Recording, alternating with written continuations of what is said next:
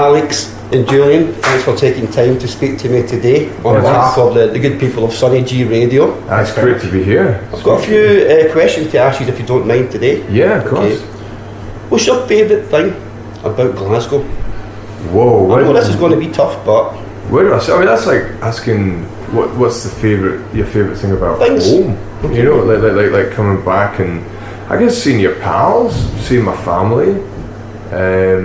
What about you, Julie? I'd probably say the people. It's a weird thing, you know. I've travelled around the world a lot and lived in lots of different places, but I remember really distinctly when I first came to Glasgow. Within about a month, 2 months, I was like, "This is home." You know, this is where I belong. So, and I don't know what that is about the city, but I guess that would be my favourite thing. And having a laugh.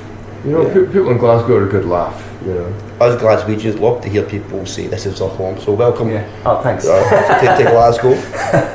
Official Glaswegian. Yeah. Tell me about your favourite music from the city, both past, present, and also maybe future. People who's exciting you. Well, I think if you go right, bands like from the postcard label times. Edwin, in particular, Edwin Collins and Orange Juice. I love that era. Very inspirational band. I think there's a lot of great dance music coming from the city. I think labels like Lucky Me and Numbers have been really good at pushing like very sort of forward-thinking kind of sounds, and I think there's going to be a lot more of that. Yeah. Sacred Paws. I like what they've been doing. I mean, my first experience of bands in Glasgow was in the early 1990s when I used to put on bands in the old 13th Note in Glasgow Street, and so I've got a real soft spot for a lot of bands that came up through that period in time, some of them which went on to be big names like Mogwai or Belle and Sebastian, others that maybe didn't become as well known, like I don't know, like Glen or Glenda or the Stanleys or the Poison Sisters or Trout. But yeah, there was a really magic scene at that time. It was great. I mean, Glasgow's always been full of good music. Yeah, big shout to the Poison Sisters, my good friend Sandy. Oh, you're a pal of Sandy. I'm a pal of amazing. Sandy, yeah, he's a really good-hearted guy, isn't he? Yeah. So I thought I would just give him his credit there when you mentioned him. He is, isn't he? And he's always been a big part of the scene as well. He has. And been very supportive of other bands as well. I'm really glad you know Sandy. He supported me, and I'm a musician as well. Slightly different genre from yourself. Was it you play yourself? Hip hop. Oh, is it? Right, nice. And that sort of leads me to my next question. Okay. Quite nicely actually. And I know what you said about Lucky Me and sort of local hip hop as well. I'm surprised you mentioned that. When I first heard you, it was through the Take Me Out song. Aye. When I heard it, I thought there was something hip hop about it. Right. Okay. So much so that me and a couple of friends actually done a rap on it. Okay. No way. Yeah. Do you think that hip hop influenced the sound? Because I know that you have influenced hip hop. Aye. But were you influenced by hip hop initially? You know, when I was a kid, yeah, definitely there was so much. See, when I was a kid, I just got into music that I liked. Like, I guess my first experiences of hip hop was things like Grandmaster Flash, LL Cool J, Run DMC, that kind of stuff. When I was a kid, I liked that, but it was just songs. It was just stuff I liked. It was just stuff I listened to amongst hundreds of other things. Sure. And then I got into Public Enemy and that sort of stuff later on. And but yeah, I guess it's. I know for a fact that Julian's the same. Like, we've both got very wide tastes in music, and so like, of course, and everything that you like and that you love influences what you make. Paul's on a massive Busta Rhymes revival at the moment. Yeah. And there's a song on the new record actually, Huck and Jim, which has a sort of our take on like Wu-Tang on it. Yeah, it's definitely as close to Wu-Tang as we'll ever get. Sort of hip hop influence. That's amazing. And obviously Julian from Meow Meow. Your music's quite electronic as well. Yeah, I mean, like electronic dance music's been like. I mean, like Alex says, you know, we all have a broad range of things that we listen to, but I think that's always been my passion, and that's I always try and sort of include that in the stuff that I do. So. Yeah. How did you feel about Kanye West saying you were his favourite white band or indie band or whatever he said? How did you feel about that? I still have a lot of time for Kanye, and I did back then. Like he's an idiosyncratic personality, but damn, he comes up with some good sounds. I love it. Some amazing sounds, you know,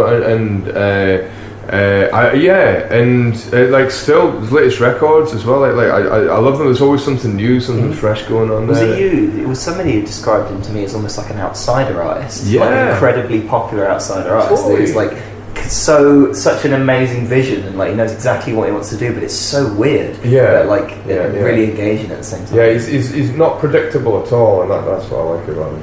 How do you feel about artists sampling or covering your music? I love that. That's great. Because of the money or just because No, of the compliment? it's cool. No. Both maybe? No, it's good because, I don't know, I just wish it went the other way sometimes a bit more, or it was easier to go the other way with bands. Because bands always seem a bit terrified of covering other bands or other musicians or sampling from other musicians. Whereas like in the world of hip hop and rap and R&B, it's more natural. It's more accepted to take that. And of course, you take your inspiration, you take ideas, and do something new with them. That's a great thing. That's a wonderful thing. And that's how I was going to qualify it. Okay. I like it as long as people do something original with it. They've got to flip it.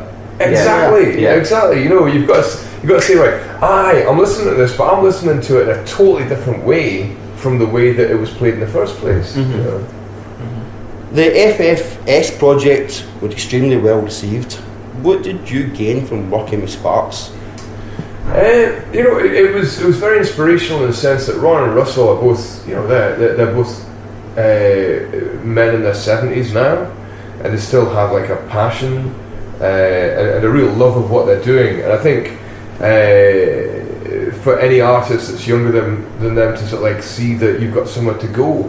You know, like you can't have a life of music. Okay, yeah. You know, because like none of us are 14 or 15 years old anymore. And it's great to see guys like that have been going they've been making music for 6 decades, and for them to still be continuing with the energy that they had on day one, that's very inspirational.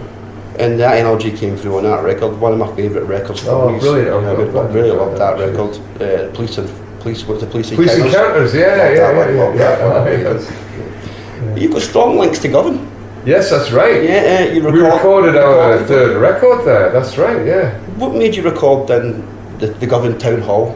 Iconic building. It is an amazing building. And they had some rooms free at the time, and we wanted to make that record in Glasgow, and we wanted to set up our own studio, and it was a cool spot. You know, it felt different. It felt like nobody had made a record there before, and right in the heart of Govan, right down by the river, near the docks, you really felt like you were part of a deep history of Glasgow. You know, like it's really the beating heart of Glasgow's success in a different century, and it was an inspirational place to be. And that building, it's something else. I don't know, have you ever been in the roof of that? No, I haven't. No. See, if you go down sometime, go down and ask someone if you can go into the roof space, because it's totally stunning. And then when you get up on the roof and see the views, wow, it's amazing. Yeah, really exciting. I know Govan was extremely proud when you were recording there. Oh, that's nice. Govan's got a bit of a buzz about it at the moment. It does, doesn't it? Yeah, it's really turning around. That's brilliant.